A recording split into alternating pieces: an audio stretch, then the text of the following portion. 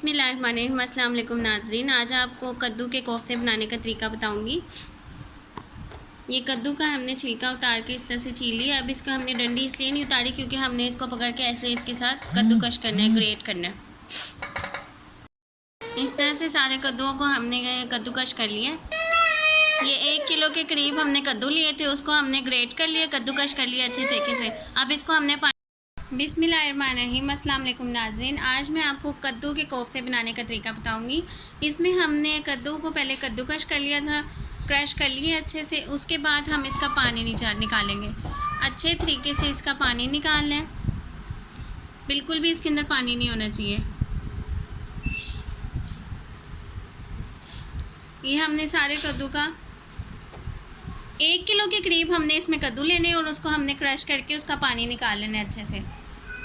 एक हमने medium size की प्याज चॉप कर लेनी है, धनिया लेना है, 1/2 टेबल स्पून हमने लहसुन अदरक का पेस्ट, 1.5 टेबल स्पून इसमें अनारदाना हमने धो के इसको पीस लिया था, और 2 से 3 हरी मिर्चियाँ, 1 टेबल स्पून इसमें नमक का लेना है, 1 टीस्पून लाल मिर्च का, 1 टेबल स्पून धरा मिर्च का, 1/2 टीस्पून इसमें हल्दी लेनी है, 1 टेबल स्पून दरदरा सा हमने सूखा धनिया लेना है, और 1 टेबल स्पून हमने ज़ीरा लेना है, और पाव हमने इसमें बेसन लेना है।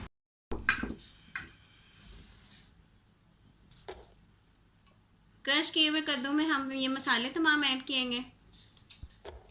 तमाम मसाले ऐड करने के बाद अब इसमें प्याज, अनारदाना और हरी मिर्च डालेंगे।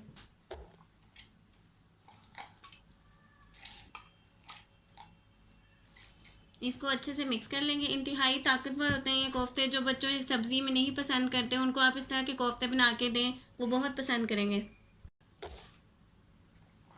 अब इसमें बेसन डाल के इसको अच्छे से मिक्स करेंगे। थोड़ा थोड़ा करके इसमें बेसन डालना है और इसको ऐसे अच्छे से मिक्स करना। इसकी बाइंडिंग हो जाएगी बेसन के साथ अच्छे तरीके से। ये कद्दू के कोफ्तों की हमने छोटी छोटी बॉल्स बना लेनी है। बिल्कुल आपने इसको लीमू के साइज़ की बॉल बनानी है, ज़्यादा इसकी बड़ी बॉल नहीं बनाएंगे। बॉल बनाने के बाद इसको हम फ्राई करेंगे ऑयल में।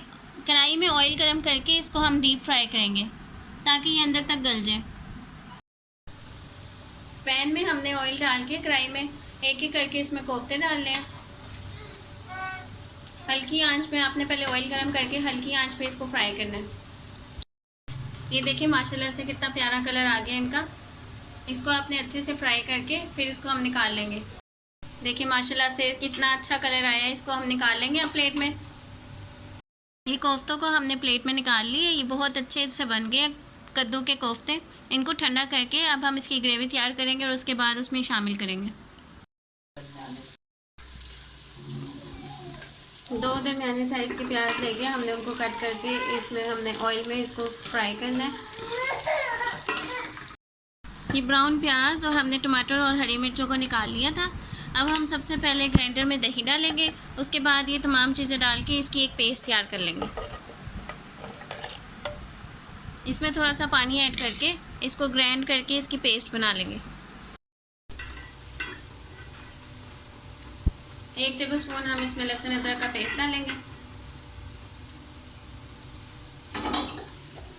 ये इसकी ग्रेवी में डालने के लिए हमने 1 टेबल स्पून नमक लेना है, 1.5 टेबल स्पून हमने लाल मिर्च का लेना है, 3 टेबल स्पून हमने वही जो ग्राइंड किया हुआ था मसाला, सूखा धनिया, ज़ीरा, काली मिर्च और लौंग डाल के वो लेना है, और 1 टीस्पून जो है वो हमने हल्दी की लेनी है। तमाम मसाले हम इसमें डाल देंगे ग्रेवी के अंदर। इसकी अच्छे से भुनाई करेंगे जब तक इसका ऑयल सेपरेट नहीं हो जाता। उसके बाद इसमें कोफ्ते ऐड करेंगे। इसमें हमने 1.5 कप के करीब ऑयल डाला था जब हमने शुरू में प्याज को ब्राउन किया। ये देखिए अब ऑयल सेपरेट हो गया। अब इसमें हमने जितनी ग्रेवी करनी है उसके हिसाब से हम इसमें पानी डाल के उसके बाद हम इसमें कोफ्ते ऐड करेंगे।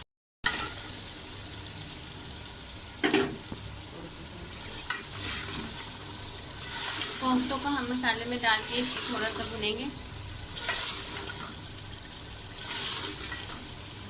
और कवर करके रख देंगे हल्की आंच पर। इसमें 1.5 गिलास के करीब हमने इसमें पानी डाला है और इसको बॉयल होने तक पकाएंगे। ये देखिए इसका कितना प्यारा कलर आया है। पानी डालने के बाद हम इसको कवर करके 5 मिनट के लिए हल्की आंच पे पकाएंगे। ये हमारे कद्दू के बनाए हुए कोफ्ते तैयार हैं। इसको आप रोटी के साथ, नान के साथ सर्व करके एंजॉय करें। Thank you for watching. Like and subscribe my YouTube channel. अल्लाह हाफिज़।